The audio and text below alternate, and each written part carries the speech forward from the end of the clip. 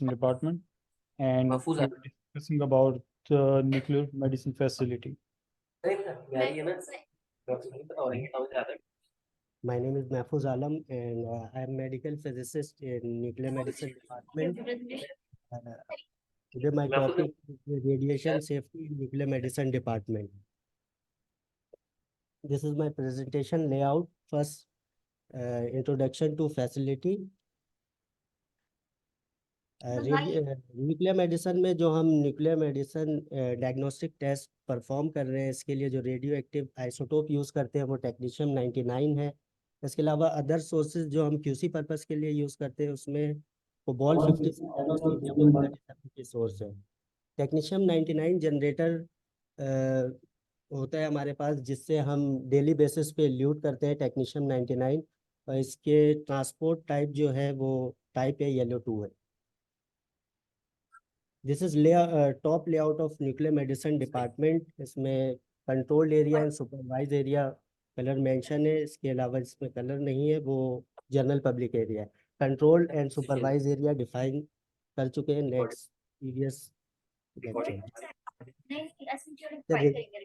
Training of radiation worker once a year हम nuclear medicine में training perform करते हैं, जिसमें तमाम वर्कर को रेडिएशन सेफ्टी से related ALARA principle radiation unit के बारे में बताते हैं। न्यूक्लियर मेडिसिन में जो इम्पोर्टेंट रोल है हमारा, डेली बेसिस पे हम क्यूसी परफॉर्म करते हैं गामा कैमरा की, जिसमें हम इस चीज़ को श्योर करते हैं कि जो गामा कैमरा पे क्यूसी परफॉर्म हो इसकी यूनिफॉर्मिटी डिटेक्टर पे सही है या नहीं। इन केस ऑफ अगर सही नहीं आ रहा हो, जैसे पिक्चर 2 में हमारे पास है, इसमें डिटेक्टर 2 में हमारे पास यूनिफॉर्मिटी नहीं है, तो ऐसे सिचुएशन में हम पेशेंट नहीं करेंगे, बायोमेडिकल इंजीनियर को इन्फॉर्म करेंगे, वो चेक करें कि क्या इशू है। कैलिब्रेशन के लिए हमारे पास सर्वे मीटर है, जिसे हम कैलिब्रेट करवाते हैं प्रिंस टेक इस्लामाबाद से एवरी ईयर। इसके अलावा डोज कैलिब्रेटर जो हम यूज़ करते हैं, जिससे पेशेंट को डोज इंजेक्ट करते हैं, तो हम इसी में मेजर करते हैं डोज कैलिब्रेटर में। तो ये श्योर होना चाहिए कि वो हमें सही रीडिंग बता रही है, यानी इसके लिए हम लिनियरिटी, ज्योमेट्री और कॉन्स्टेंसी परफॉर्म करते हैं। कॉन्स्टेंसी डेली सीजियम 137 की सोर्स से डेली परफॉर्म करते हैं, जिसमें हम टॉलरेंस लेवल चेक करते हैं, ±5% हो तो कोई इशू नहीं है। इसके अलावा ज्योमेट्री क्वार्टरली परफॉर्म करते हैं, जिसमें वॉल्यूम या साइज के चेंज होने से हमारे डोज में कोई फर्क नहीं आना चाहिए। लिनियरिटी के लिए डिटेल शेयर किया है इसमें मैंने, कि डिग्री ऑफ कंफॉर्मिटी चेक करते हैं।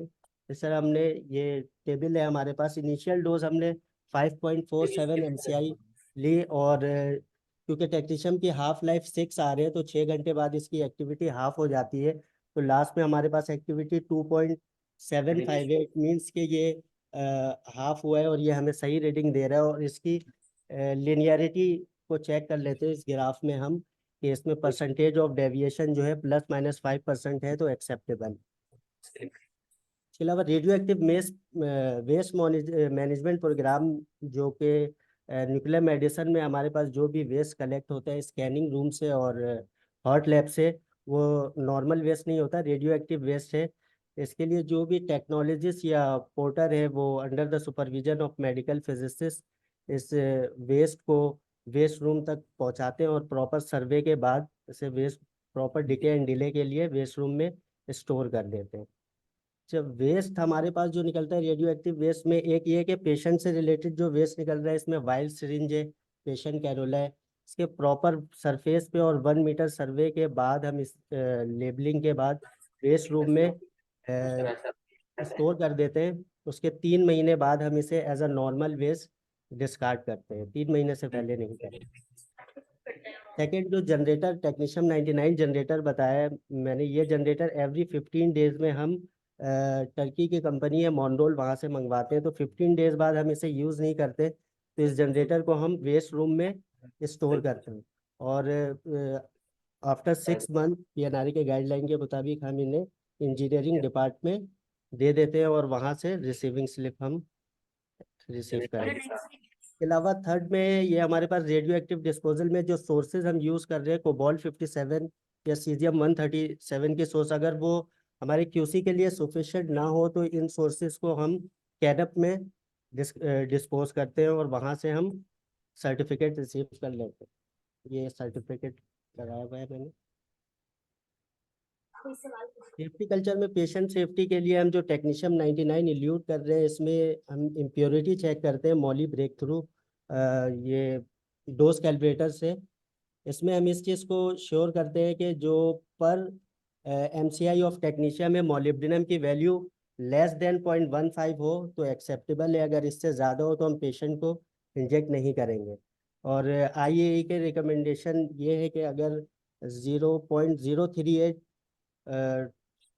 माइक्रो क्यूरी पर MCI ऑफ टेक्नीशियम हो तो बेस्ट से वो हम 12 आवर्स तक यूज़ कर सकते हैं उस टेक्नीशियम को।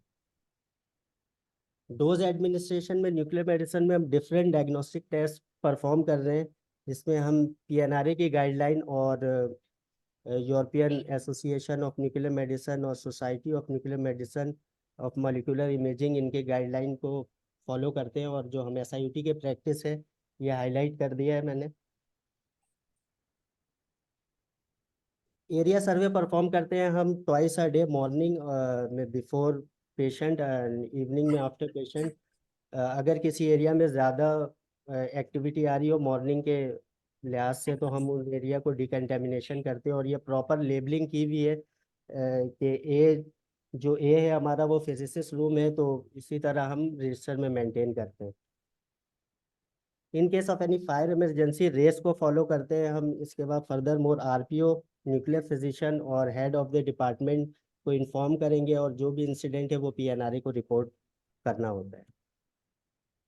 अच्छा, न्यूक्लियर मेडिसिन डिपार्ट में फायर इमरजेंसी के अलावा हमारे रेडिएशन इमरजेंसी भी होते हैं ना, तो इसके लिए हमसे 2 इंसिडेंट हुए हैं जो मैंने इस प्रेजेंटेशन में लगाए। एक ये कि during dose administration 2.5 2.7 MCI needle loose होने की वजह से पेशेंट के कैनुला में जाने के बजाय फ्लोर पे जो है कंटामिनेशन हो गई, जिसकी वजह से ये डिकंटामिनेशन के। और दूसरा ये हुआ है कि 49 MCI ये मॉर्निंग टाइम में second week of generator elution में ये हुआ है कि जो डोज हम सिरिंज में निकालते हैं उसके प्लंजर हार्ड होने की वजह से वो डोज हमारे हॉट फ्यूम हॉड में कंटेमिनेशन हो गई, जिसकी वजह से हमने इन दोनों के बाद ये प्रैक्टिस में लाया कि जब भी हम पेशेंट को इंजेक्ट करेंगे तो हम एक बार निडल को लाजमी चेक करें कि वो लूज ना हो। दूसरा ये कि जब भी डोज हम ड्रॉ कर रहे हो सिरिंज में तो उसके प्लंजर को 1 to 2 टाइम जो है एयर इन एंड आउट करके चेक कर लें कि वो सही है या नहीं। ये एक स्किल ड्रिल परफॉर्म किया है हमने न्यूक्लियर मेडिसिन डिपार्ट में। इसमें कुछ गलती है, वो मैं चाहता हूँ कि ऑडियंस इस चीज़ को बताएं कि क्या गलती है।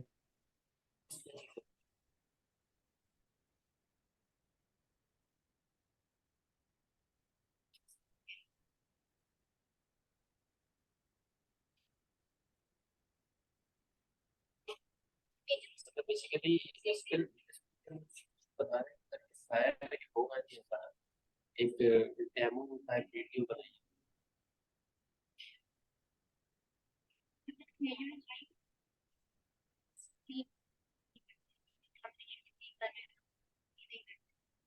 अच्छा, तो जाते साइड को शूट कर मैंने अपने करते हैं और फिर उसके बाद साइड को थोड़ा सा रेडी करके काम करना है। हमारे सब के कर दीजिए ये वाइट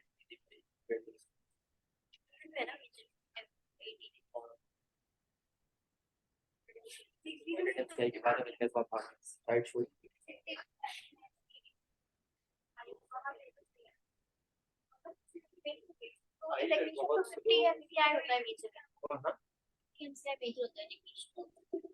अच्छा यहाँ पर कितनी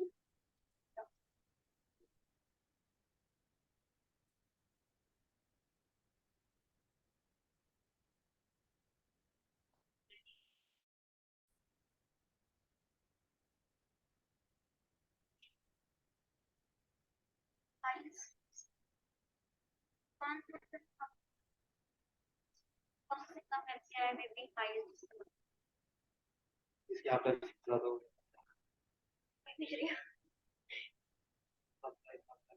पेशेंट मीडियम ट्रीटमेंट का नहीं ट्रीटमेंट में बताया मेडिटेशन है ट्रीटमेंट है वो स्टेट के अंदर हाँ मेडिटेशन है यार एक और डायग्नोस्टिक है अलावा हेल्थ सर्वाइलेंस में हमारे पास हम रेडिएशन वर्कर जो है हमारे इनके दो तरह से एनालिसिस करते हैं, एक मेडिकल सीबीसी और दूसरा ओएसएल गिवन होता है जो कि ईयरली हम मॉनिटर करते हैं। जो रिकमेंडेशन है रेडिएशन वर्कर की 20 मिलीसीवर्ट पर ईयर होना चाहिए। इसे हम ये न्यूक्लियर मेडिसिन डिपार्टमेंट 2023 के ये जो हम सेफ इन्वायरमेंट में काम कर रहे हैं इस चीज़ को देखकर पता चलता है कि जो भी रेडिएशन वर्कर के उनकी ईयरली डोज जो है जो बहुत ज़्यादा इन्वॉल्व होते हैं काम में उनकी 2.2 मिलीसीवर्ट पर ईयर है। Thank you very much. Thank you महफूज। महफूज मिस्टेक तो बताई नहीं लोगों ने, कौन बताना पसंद करेगा? एक मिनट जुनेद।